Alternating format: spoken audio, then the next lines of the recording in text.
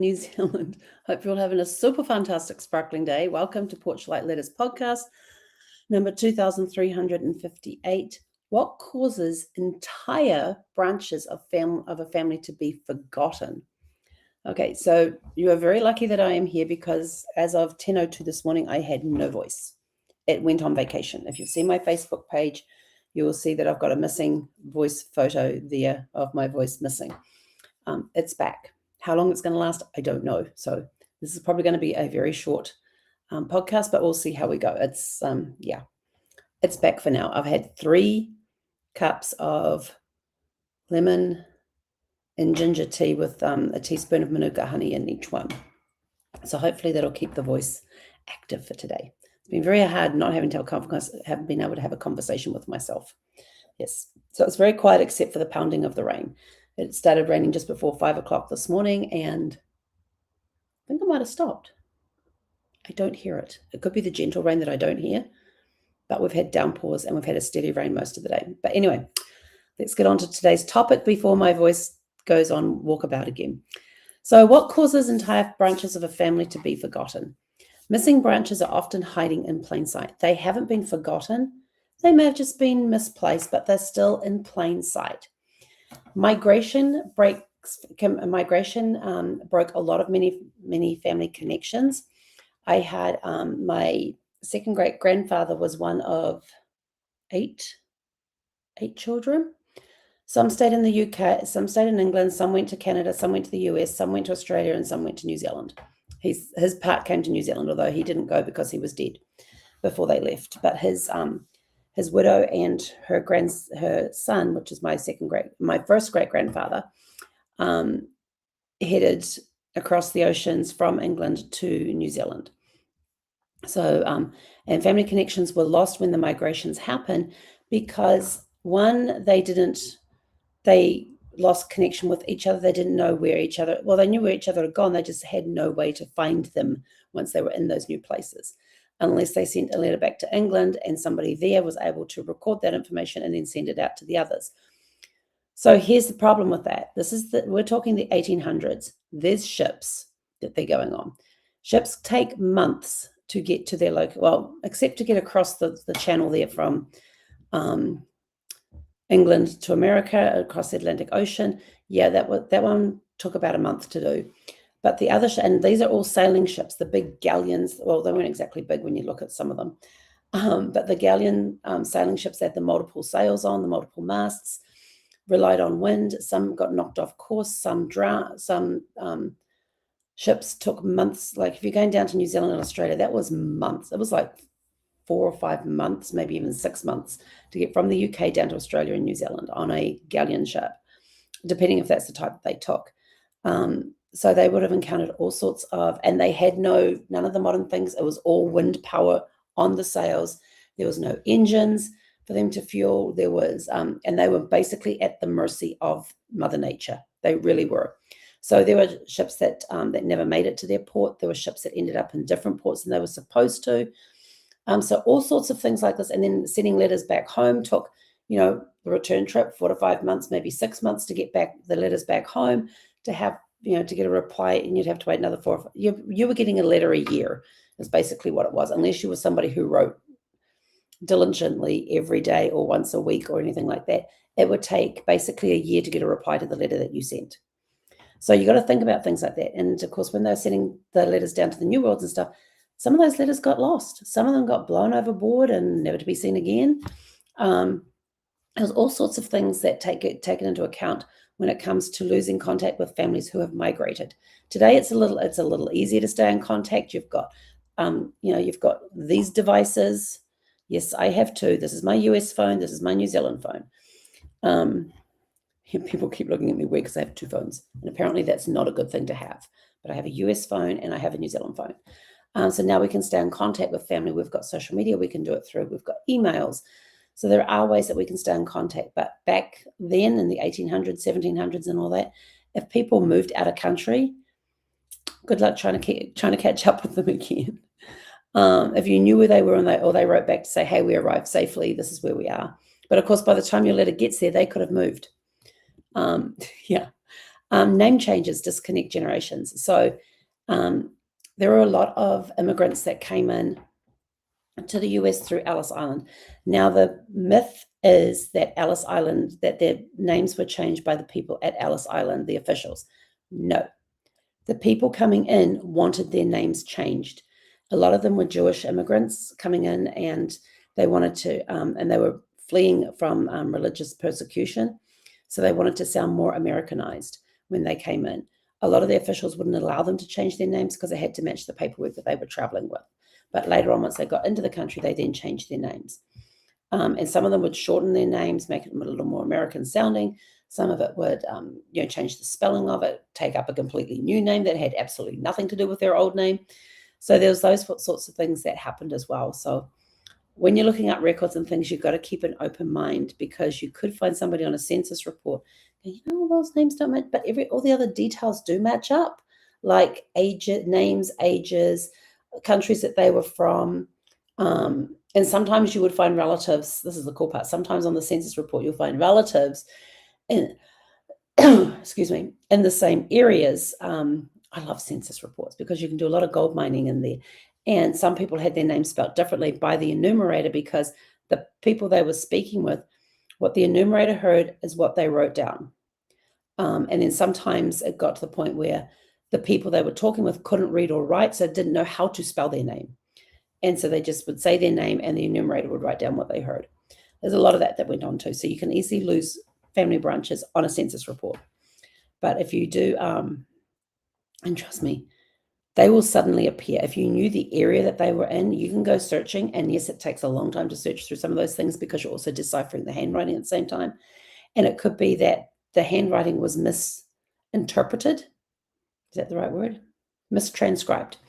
And so you find out that that is the family you're looking for, but what is written on the piece of paper is not what was written on the typed transcript of it. So you can actually, there's a place in Ancestry that you can actually change that, or put in a note there to say, this is actually blah, blah, blah, blah, or put who the person's name is. So there's those sorts of things where names got inadvertently changed, and then there were those that purposely changed. You've also got women who often disappear after marriage.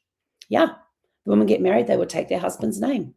And unless you, and this has made it very interesting, because I have a lot of connection with Cornwall in England. And Cornwall's that little spit down the bottom end of the British Isles. And I have a lot of, on both sides of my family, I've got relatives, ancestors that came from the Cornwall area. I go back, I think I trace back my 10th great-grandfather, but I'm not 100% sure if it's all correct, to Cornwall. Because to get into the Cornwall Club on Family Tree DNA and into the Cornish Club, you have to, the question said, what is the further, like something about what is the furthest that you go back. So I went in and counted back the generations and stuff. They said no, and the person who oversaw the group said, no, they've completely put the wrong question there. We want to know, how close is your relationship to Cornwall? So when we're who was the last ancestor that was born in Cornwall? I said, oh, that's easy to do, blah, blah, blah, blah, blah. I said that they were all born there, but then they migrated out to New Zealand. Oh, you're in New Zealand? You're in. I was like, then why did I have to go through all this other crap? But anyway, and the problem that I have there is that there were a lot of people with the same last name and the same first name, and parents that were the same name. So I was looking up, which last name was it? I think it was Cleve. I was looking up. And I was looking for a specific person, a specific woman there that had been born in Cornwall. She had gotten married, so I had to try and find her marriage information. And who was it? Is it Sarah Cleve? Oh, I can't think of her name. I have a feeling it began with S, like Sarah, common name at that time. There was a lot of Sarah Cleves. I had like about 35 of them. I was immediately able to eliminate 25 of them, because the other because of who the parents were on record on the birth certificates. And then I was left with 10 Sarah Cleves. I think it was Sarah. It was definitely a woman. So we'll call her Sarah for now. So I was left with 10 Sarah Cleves who were born around the same time as the one I was looking for. But here's the kicker. Each one of those 10 had a set of parents. The mother and the father were the same names on each birth certificate. First name for the mother and the father were the same. Some had a maiden name for the mother written on the birth certificate. Some did not. So now I've got, 7 people who did not have a maiden name. I had 3 certificates, 3 birth records that had a maiden name for the mother. I was able to eliminate those because we knew that wasn't the right connection. So now I'm down to 7. 7 people all had Sarahs around the same time that I'm looking, which is around 1860s. I was in the 1860s, who were born in the same area in the same county in Cornwall. And each of those 7 births, recorded all on different dates, had the same parental names, the same mother's name, the same father's name. They didn't have a mother's maiden name on the record. And I was like, oh, jeepers. It makes it interesting when you get to that. But of course, I wanted to find out what had happened to this Sarah, where she had gone and who she got married to. Did she survive childhood? Did she die without getting married and this sort of thing? But I had to find the right one first, which of course, when you find the right one, you've then got to turn around and go, well, is this the one that got, who did they get married to? And then you got to figure out who these people are. There are people walking around with the same names. I tell you, it's like looking for Eakins, which is my maiden name. Looking for Eakins in Warboys, Huntingdonshire in the 1800s. Common first names: William, James, John, Thomas, and George were the 5 most common first names for Eakins. I searched through 181 John Eakins born in the Huntingdonshire area around the time my great-grandfather was born, and I can't remember which number he was, but he was like 3rd or 4th, maybe even 5th, to find the right one that was in my tree. Again, it was a process of elimination. They had to go, I put them on a spreadsheet. I put all the information in there. And then I went through and compared the records. Could there have been duplicates? We found a couple possible duplicates. But having to decipher and find out the one out of 181 that fitted in my tree, that was a good 2 to 3 years research. Genealogy is not a fast thing. So that's another one. And so then you find, then you got to find out who their bride was, and was that the right John Eakins? And we had to go through this whole rigmarole again because we found the birth certificates, and now we had to go through the whole rigmarole to find the one that got married. Who did he get married to? And was her name common like Eakins? Eakins was as bad as Smith back then. Was that the right woman? And of course, the favorite names for Eakins' wives and daughters was Mary, Margaret. Oh, who were the other ones? Mary, Margaret, Rebecca, Sarah. Mary, Margaret, Rebecca, Sarah. I can't remember the third one. Alice. Yeah. So then you had to look for the right one that had the Eakins surname if it was a daughter of the Eakins family. And then you had to try and figure out, because a lot of times they didn't, on some of the records, they didn't put the maiden name of the wife on the marriage records. It was, I tell you, it's a lot of fun. Let's see. Children who died young are rarely remembered. There was high infant and child mortality rates back in the days before hospitals were around and that sort of thing. Some women would have, would give birth to 10, 15 children and may only have 8 that survived. You didn't know about the other ones until you came across a record that showed that they had all these other children. You're like, well, what happened to all these other children? And then you go looking, you find their death records. And so you're able to add them into the tree and that sort of thing. But again, you got to do the background research. So sometimes branches get wiped out because a child died and that child was unable to go to adulthood and reproduce. So therefore that whole branch was gone, that portion of it.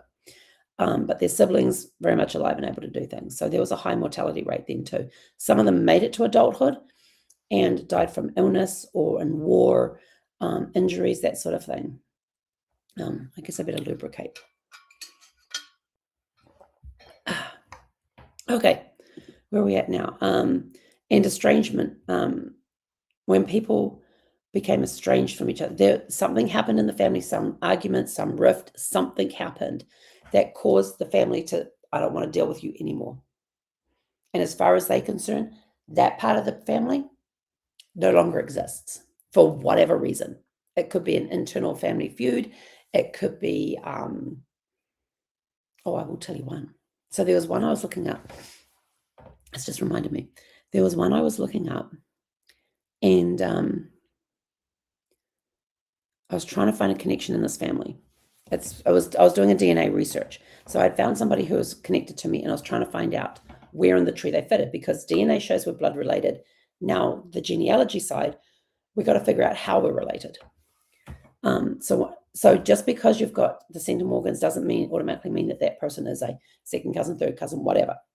Ancestry will guesstimate, and sometimes they're completely wrong. I know this through actual practice. So anyway, I was looking up this thing and found this person's father and wife. But when I was looking at the marriage records, the wife this was her second marriage. His first marriage, her second marriage.